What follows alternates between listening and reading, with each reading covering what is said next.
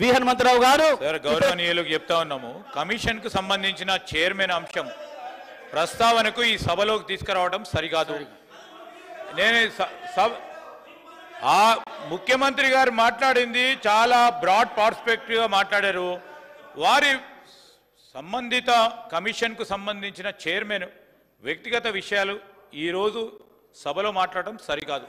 Second thing, technical అంశాలకు పోవటం సరికాదు. సబ్జెక్టీస్ ఉన్న విషయం అధ్యక్ష, దయచేసి వారికి కూడా తెలుసు. నేను ఈరోజు ఇప్పుడు కూడా కోరుతా ఉన్నాను అధ్యక్ష, ఇప్పటి వరకు గౌరవనీయులు జగదీశ్వర్ రెడ్డి గారు మాట్లాడింది 1 గంట 6 నిమిషాలు. మేము మా గౌరవ ముఖ్యమంత్రి గారు మేమందరం మాట్లాడింది దాన్ని తీసిపోగా 1 గంట 6 నిమిషాలు మాట్లాడారు. గంట మేము మాట్లాడలేదు సార్. మేము వారి ప్రత్యేకంగా చెప్తా ఉన్నాం. మీరు కూడా సమయం చూసుకోండి అధ్యక్ష. దయచేసి మీరు వారిని కంక్లూడ్ చేసి ఇంకో సభ్యులకు అవకాశం ఇవ్వాలని మీ ద్వారా కోరుతా ఉన్నాం అధ్యక్ష.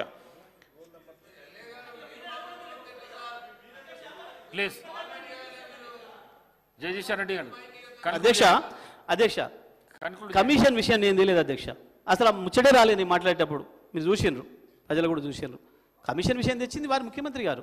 మరి సబ్ జ్యుడిస్ అయినప్పుడు వారు ఎట్లా తీస్తారండి? వారు తెచ్చిందా మీరు నన్ను మాట్లాడుతుంటే? వారు మాట్లాడేటప్పుడు సబ్ జ్యుడిస్ కాదు, కానీ నేను మాట్లాడేటప్పుడే సబ్ జ్యుడిస్ ఎట్లయితుందండి ఎల్ఏ మినిస్టర్ గారికి? ఇది ఆశ్చర్యంగా ఉంది. పైగా అది జ్యుడిషియల్ ఎంక్వైరీ కాదు అధ్యక్ష, వారేసింది అది జ్యుడిషియల్ ఎంక్వైరీ కాదు. ఇంకొకటి ఏంది, నేను ప్రైవేట్ భూమి పంచాయతీ అయితే మాట్లాడబోతున్నాను. స్వయంగా ఉస్మానియా యూనివర్సిటీకి సంబంధించిన భూమి అని అన్నాడు. పిసిసి ప్రెసిడెంట్ గారు ఆరోపణ చేసింది, వారి మంత్రి గారు వాళ్ళు లేరు, అక్కడ ఉండరేమో కౌన్సిల్లో. వారు మాట్లాడింది వారు చేసిందని చెప్పిన నేను కొత్తగా ఏం చేయలే. ఎఫ్ఐఆర్ కూడా అయ్యింది దాని మీద, ఇవన్నీ ఉన్నాయి. మరి అటువంటి పరిస్థితుల్లో వారు ప్రెస్ పెట్టి ముందే అయిపోయింది, నిజమైన పొరపాటు జరిగిపోయినాయి, ఇక నేను నష్టాన్ని అంచనా కట్టుడే ఉంది అనగానే వారి ఉద్దేశం మాకు అర్థమైపోయింది స్పష్టంగా. వీరు కూడా వేరే విదేశంతో ఉన్నారు, వారు మాట్లాడుకుని వేసుకునే పద్ధతి ఉన్నట్టుంది.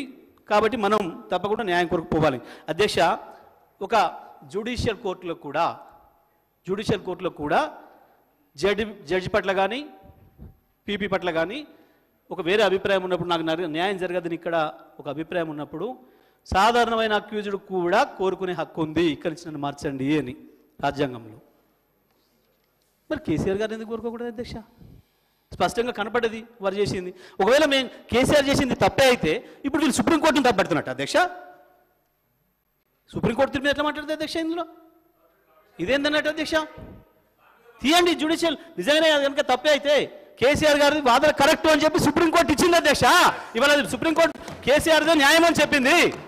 ఇంత స్పష్టంగా చెప్పిన తర్వాత కూడా వీరు ఇష్టం వచ్చినట్టు వీరు మాట్లాడి ఏదో మా మీద ఏదో మాట్లాడితే, గౌరవ ముఖ్యమంత్రి గారు కోర్టును కూడా తప్పుదోవ పట్టించి కోర్టు నిర్ణయాలను కూడా సభలో తప్పుదోవ పట్టించే విధంగా మాట్లాడుతున్నారు అధ్యక్ష. ఇట్లా మాట్లాడితే ప్రాసిక్యూట్ చేయాల్సి వస్తుంది. వాళ్ళు వెళ్ళిందే జడ్జిని మార్చమని వెళ్ళలే, కమిషన్ను రద్దు చేయండి, మేము సత్యహరిచంద్రులము, కమిషన్ని రద్దు చేయండి అని వాళ్ళు వెళ్ళిండ్రు. రద్దు చేయమని కారణము చైర్మన్ను చూపించిండ్రు. దాంతో హైకోర్టు ఏమన్నదంటే కమిషన్ రద్దు చేయము, చైర్మన్ మార్చేది లేదు, మీరు విచారణ ఎదుర్కోవాల్సిందే అని చెప్పింది. సుప్రీంకోర్టుకి వెళ్ళినప్పుడు మీరు కమిషన్ రద్దు చేయమని